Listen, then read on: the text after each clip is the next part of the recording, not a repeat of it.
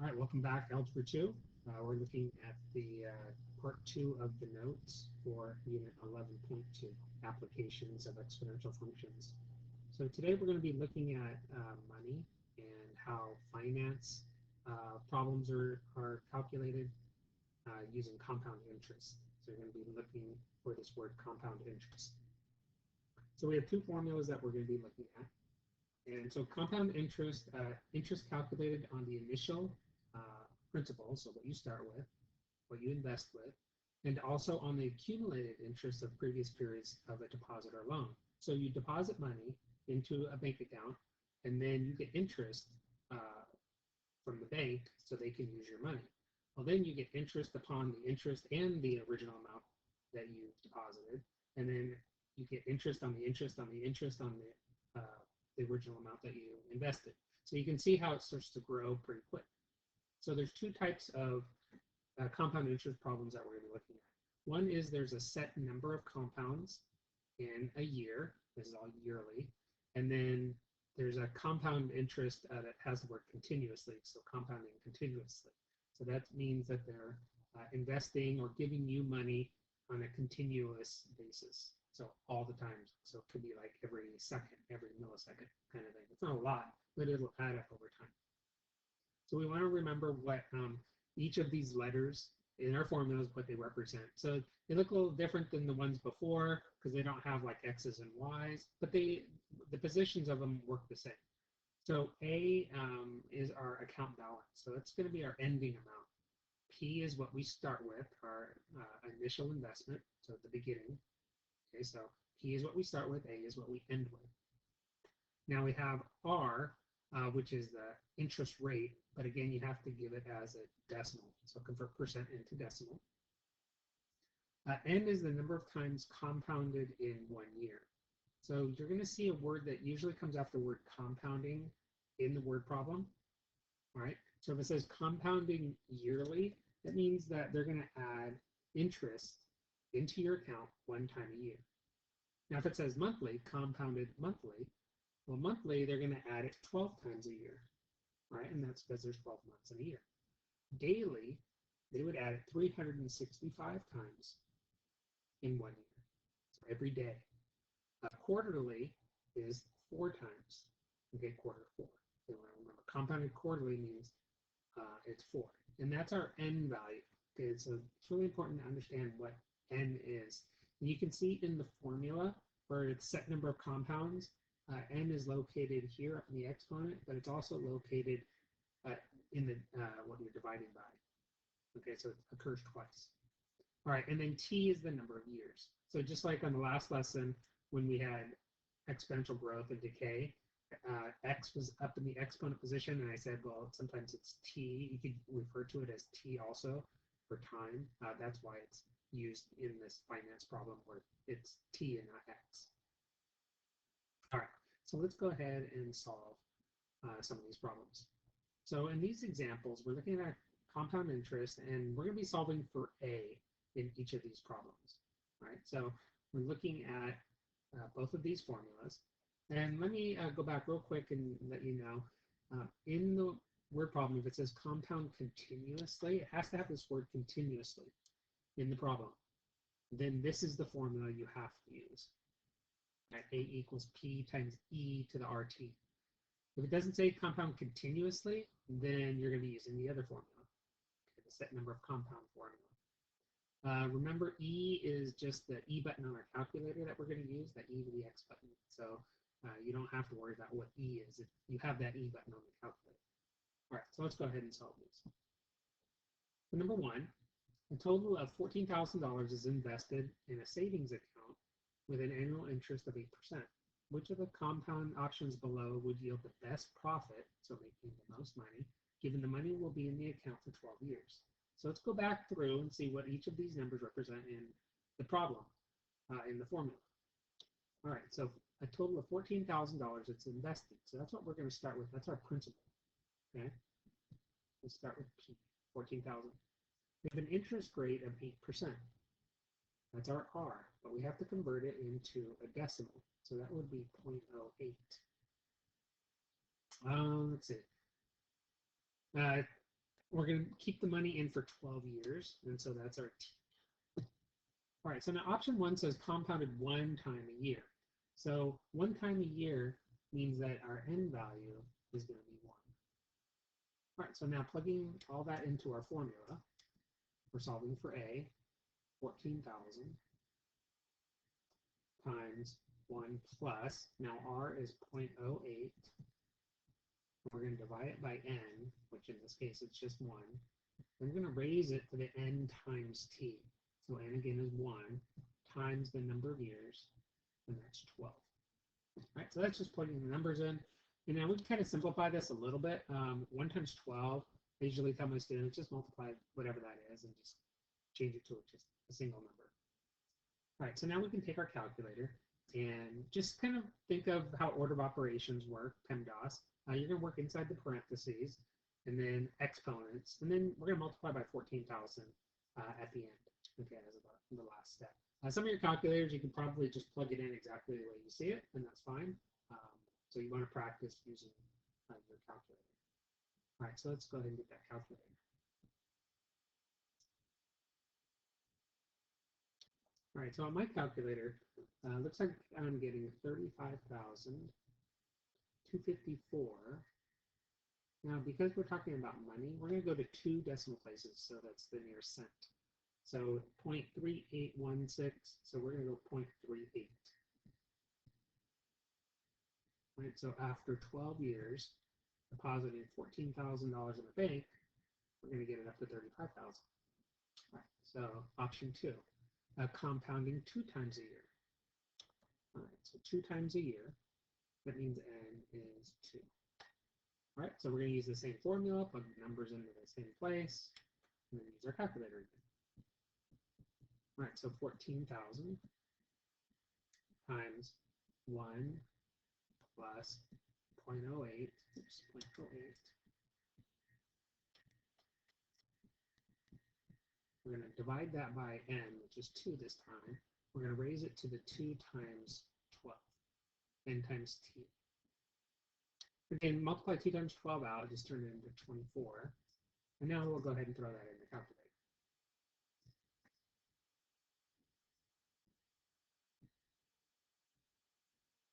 All right, so on my calculator for this problem, I get 35,000 again, 886, and then the decimal is going to be 0.26. It's 258, and so the 5 has to go up. All right, so I'm making a little bit more money doing compounding 2 times a year. All right, so option 3, compounding 4 times a year this time. All right, so n is 4. Plugging all that into the formula again.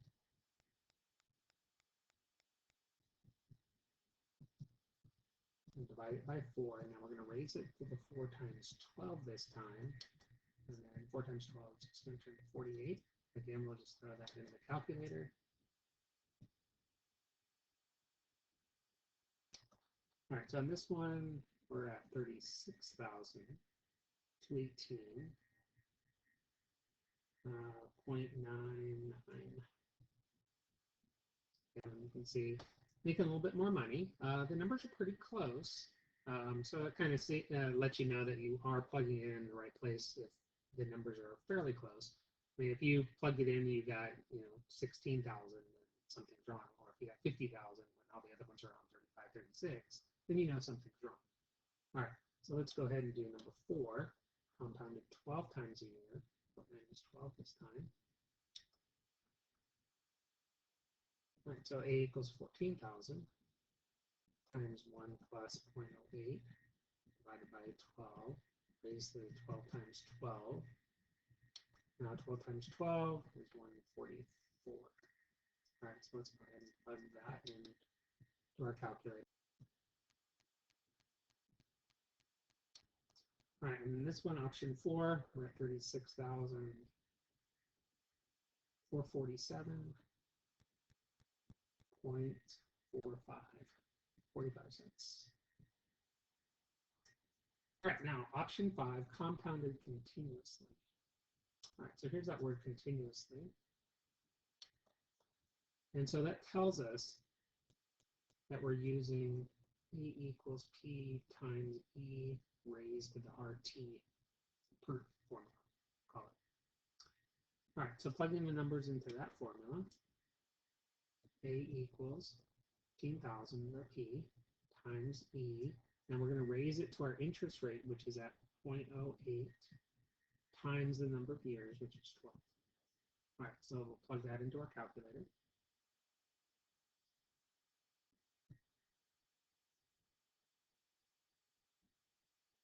All right, so on this one, compound continuously, 36,563.75.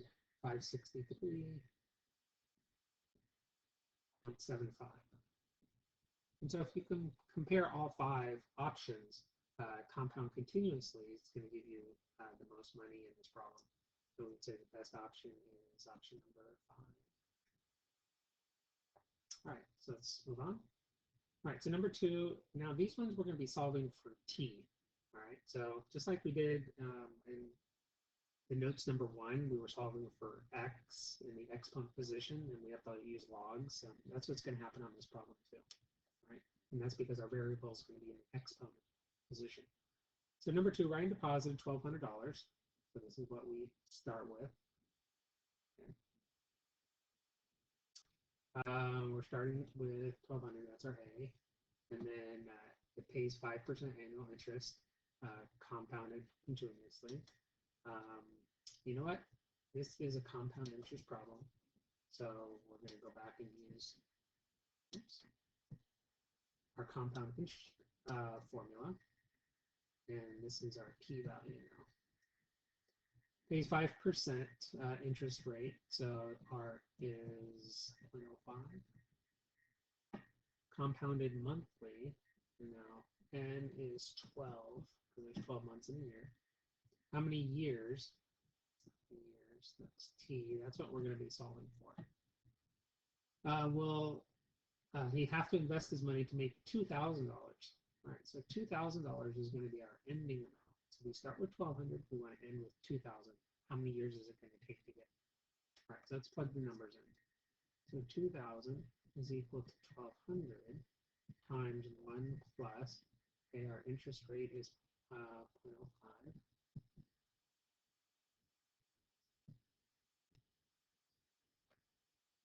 0.05, then we're going to divide it by n, which is 12, and then we're going to raise it to the 12 times the number of years. We don't know how many years. All right, so now we're going to go ahead and solve this. So just like before, because our variable is up in the exponent, we want to divide by that 1,200. Divide that number in front. All right, so we'll go ahead and throw that in our calculator. So 2,000 divided by 1,200. And it's 1.6666, so we'll take it out 3 decimal places. Okay. And then we can simplify inside the parentheses also. So let's go and get our calculator. 0.05 divided by 12, and then add 1 to it. And again, we'll take that out a little bit, 1.004, pretty good. And we're going to raise that to the 12t. All right, so now just like in the notes number 1, we're going to log both sides. And we're going to bring the exponent down in front. So that 12t was in front. Let me bring it down here a little bit, rewrite it so it's easier to see. Oops. Put the log there.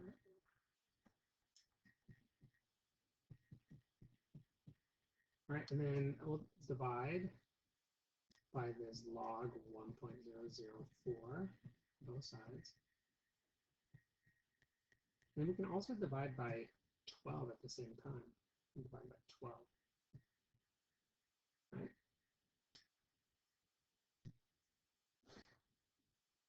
All right, so I'm going to go ahead and clean this up a little bit just so it looks a little nicer. Pen. All right, so t equals this log 1.666 divided by log 1.004, and then you can put the 12 in front here in the denominator. You could also take the log divided by log and divide that answer. Once you put it in the calculator, you can divide that answer by 12. All right, so either one is fine, okay, but you do have to make sure you divide that by 12. So either put it in the denominator like I have it, or take the two logs, divide those out, and then divide that answer by 12. All right, so when you put this in the calculator, you should get about 10.65, and so we can round that to about 11 years. All right, so it's going to take about 11 years. All right, so number 3. Given an investment of $5,000, so we start with 5,000, an account that pays 3.75%, so there's our interest rate, compounded quarterly. Quarterly means N is 4. How long will it take the investment to make 7,000? That's our ending amount. All right, so we're going to end with 7,000. We're going to start with 5,000, and then times 1 plus our interest rate. Now, it does have a decimal, but there's a percent with it also, so you still have to move the decimal 2 places to the left. So it's going to be 0.0375 over n, which is 4, raised to the 4 times t. So again, we're looking for the number of years. And so just like before, the steps as far as solving it are exactly the same. We're going to divide by 5,000. Calculator. So it's 1.4 equals, and we'll throw the part in the parentheses in our calculator also.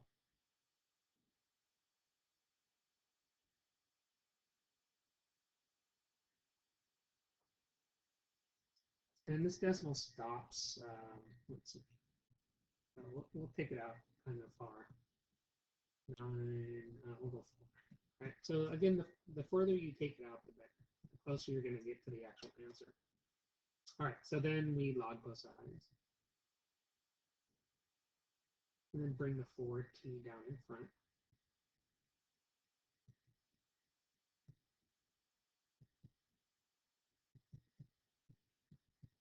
And then we'll divide both sides by log 1.0094.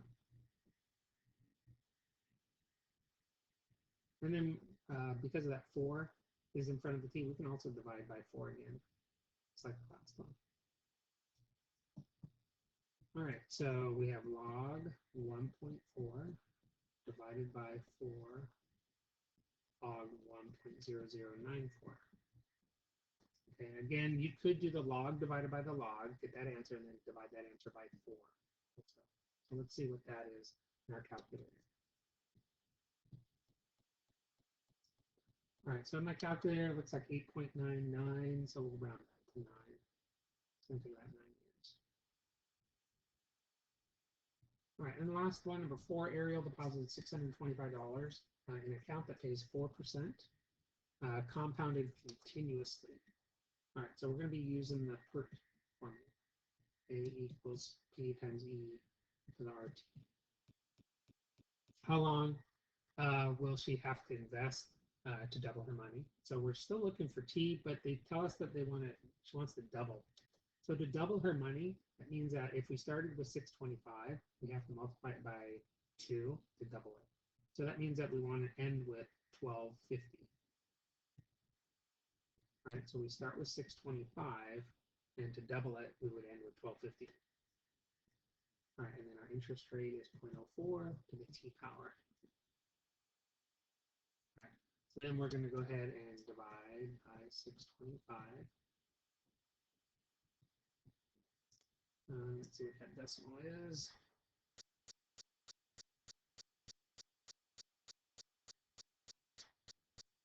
It's actually 2. And that's why it says it's doubling. E to the 0.04 t. All right, so then we're going to log both sides. And then bring that exponent down in front.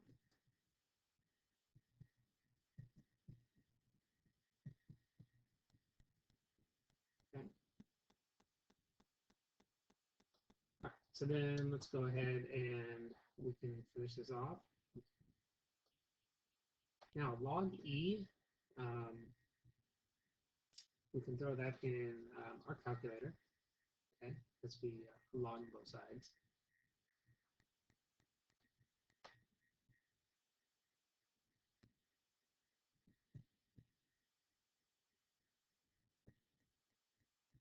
And we can also divide that by 0.04 at the same time, just like we did before.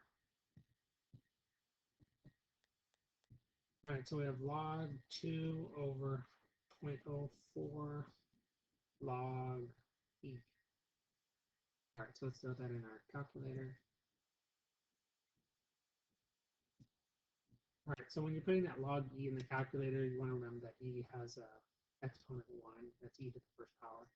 All right, so putting this in the calculator is going to be about 17 years. Okay, 17 years.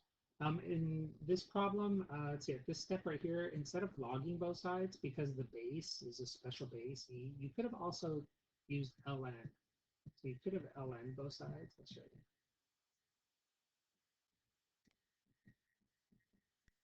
you. Okay, so if you use ln on both sides instead, might save you a little bit of work.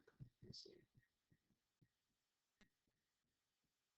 Now, ln E is 1, and 1 times 0.04 t is 0.04 t. Right? And then you can divide by 0.04 on both sides, and then that will get you the exact same answer. So I don't know if it's easier for you if you remember when the base is E to ln both sides instead of using log or G, but you can use log in your calculator so you get the same answer. All right, so good luck.